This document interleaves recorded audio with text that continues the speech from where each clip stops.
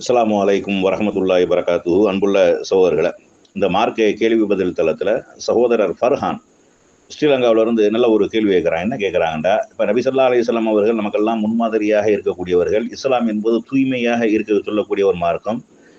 தூய்மை என்பது ஈமான்ல பாதி அப்படின்லாம் சொல்லக்கூடிய மார்க்கத்திலிருந்து, இப்போ நபி ஸல்லல்லாஹு அலைஹி வஸல்லம் அவர்கள் ஒரு ஆடை தான் வச்சுருந்தாங்க அப்படின்னா கேள்விப்படுறோமே.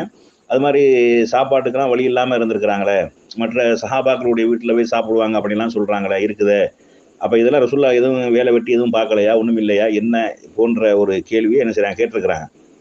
பொதுவாக விளங்கி கொள்ளக்கூடிய விஷயம் என்னவென்றால், நபி ஸல்லல்லாஹு அலைஹி வஸல்லம் அவர்கள் ஹதிஜா ரலியல்லாஹு அவர்களை திருமணம் முடிக்கக்கூடிய நேரத்தில் மிகப்பெரிய ஒரு செல்வந்தராக இருந்தார்கள். அவர்களை திருமணம் முடித்ததன் மூலமாக மேலும் இரட்டிப்பு செல்வங்கள் என்ன செஞ்சது, ரசூலுல்லாஹ்க்கு இருந்தது. ஹதிஜா ரலியல்லாஹு அவர்களும் செல்வ சீமாட்டியாக இருந்தார்கள். நபி ஸல்லல்லாஹு அலைஹி வஸல்லம் அவர்களும் வணிகத்தின் மூலமாக, வியாபாரத்தின் மூலமாக பெரிய அளவுள்ள பொருளாதாரம் ஈட்டி பெரிய செல்வந்தராக இருந்தார்கள்.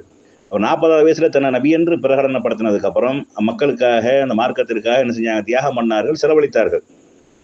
கடைசியா மக்காவை விட்டு வெளியேறக்கூடிய அந்த நேரம், ஹிஜ்ரத் நேரத்துல அவர்கள் கொஞ்சம் எவ்வளவு கொண்டு வர முடியுமோ அவ்வளவுதான ஒரு பொருளாதாரத்தை தான் என்ன செஞ்சாங்க, எடுத்துட்டு வந்தாங்க. அப்படி அள்ளிட்டு வரல. அவங்களுடைய சொத்து பத்து நிலங்கள் எதையுமே கொண்டு வரல.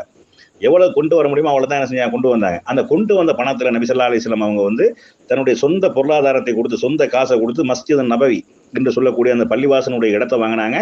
அந்த சிறுவர்கள் கூட நாங்க சும்மா தாரம்னு தான் சொன்னாங்க. இல்ல இல்ல, நான் காசுக்கு தந்துடுறேன் அப்படின்னு சொல்ல காசு கொடுத்து வாங்கினாங்க. அது போக நபி ஸல்லல்லாஹு அலைஹி வஸல்லம் அவர்கள் என்ன செஞ்சாங்கன்னா, ஒரு 100 ஆடு என்ன செஞ்சாங்க, வாங்கி விட்டுருந்தாங்க. 100 ஆடு வாங்கி விட்டுருந்தாங்க.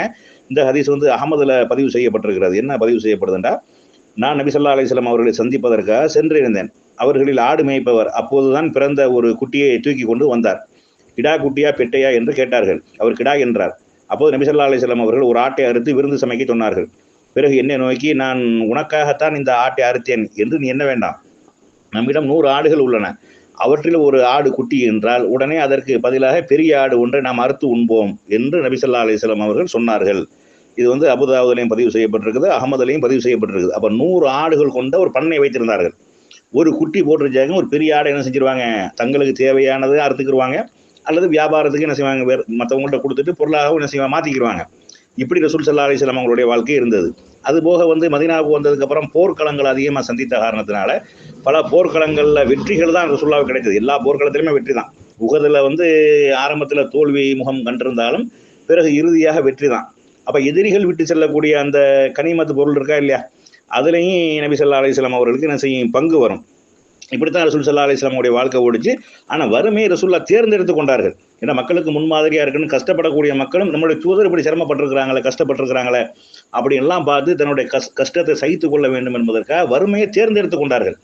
மற்ற மன்னர்கள்லாம் வாழ்ற மாதிரி வாழ்ந்திருக்கலாம். மக்கள்கிட்ட அந்த சக்காத்திலிருந்து, சதக்காவிலிருந்து குவிஞ்ச பொருளாதாரத்தை கொண்டு ரசூலுல்லாஹ் செல்வ செழிப்பா வாழ்ந்திருக்கலாம். அதெல்லாம் தனக்கு ஹராம் என்று சொல்லிட்டாங்க. நான் தொட மாட்டேன், என்னுடைய சந்ததியில் இருக்கக்கூடிய யாரும் தொடக்கூடாது அப்படின்னு செஞ்சாங்க. அப்படியெல்லாம் உத்தரவு போட்டு பர்ஃபெக்டான ஒரு தூய்மையான ஒரு வாழ்க்கையை என்ன செஞ்சாங்க, வாழ்ந்தார்கள். அது போக இந்த அடுப்பீரியல போகல வரலைங்கிறதுலாம் அதெல்லாம் உண்மைதான். ஆனா அந்த ரசூலுல்லாஹ் மற்றவங்க வீட்டுக்கு சாப்பிட போவாங்க அப்படிங்கிறது அப்படி எடுக்கக்கூடாது.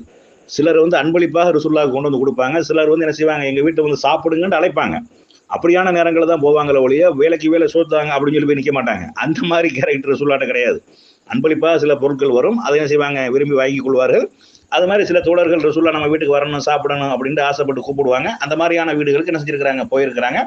தன் அனைத்து மனைவிகளுக்கும் தன்னுடைய பொருளாதாரத்தை செலவழிச்சாங்க. இன்னைக்கு ஒவ்வொருத்தரும் ஒரு மனைவிக்கு போட்டு கட்ட முடியல.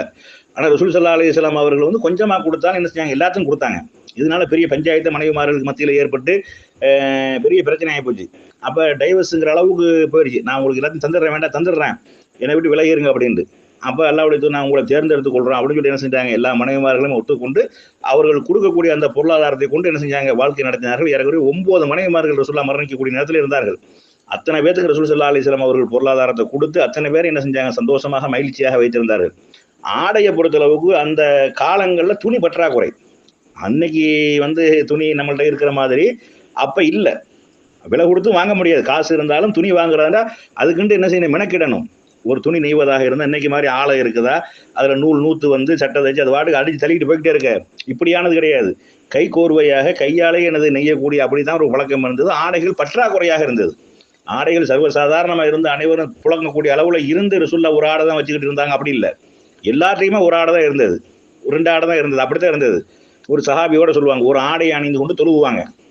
அப்போ வந்து தொழுது முடிச்சுட்டு அவங்களே சொல்லுவாங்க, நான் ஏன் ஒரு ஆடை அணிந்து தொழுது தெரியுமா? ரசூல்லா காலத்துல எங்கள்கிட்ட எல்லா இடத்துலையும் ஒரு ஆடை தான் இருந்தது, நீங்க எல்லாம் விளங்கி கொள்ளணும் என்பதற்காகத்தான் என்ன செஞ்சேன், நான் அப்படி சொன்னேன். ஆனால் பின்னாடி உள்ள மக்கள் வந்து அதிகமா அந்த பணப்புழக்கம், அதே மாதிரி செல்வம் செழிப்புகள் வசதிகள் பின்னாடி ஏற்பட்டது. அப்ப அந்த சஹாபி சொல்லுவார், எங்க காலத்துல வந்து அப்படித்தான் இருந்தது, எங்கள்ட்ட இவ்வளவுதான் இருந்தது அப்படின்னு என்ன செய்வாங்க சொல்லுவாங்க.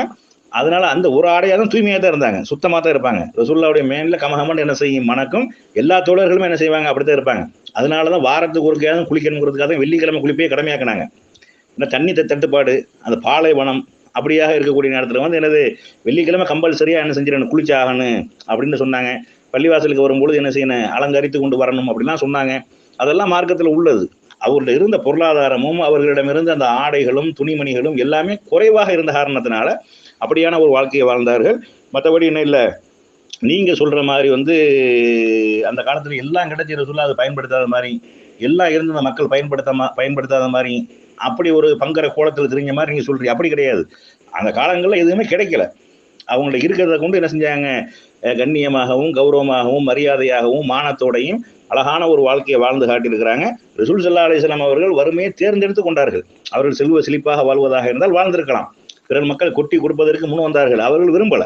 உமர் ரலியல்லாஹு அவங்க கூட வந்து ஒரு சந்தர்ப்பத்தில் சொல்லுவாங்க, அல்லாஹ்வுடைய தூதரே, நீங்க இப்படி என்ன கைத்து கட்டில படுத்து உங்க மேலாம் வரி வரியா விழுந்திருக்குது, நான் வேண்டாம் உங்களுக்கு வந்து ஒரு மெத்த ரெடி பண்ணி தரவா அப்படின்னு கேட்பாங்க. எனக்கு இந்த உலகத்துக்கு என்ன இருக்குது அப்படின்ட்டாங்க.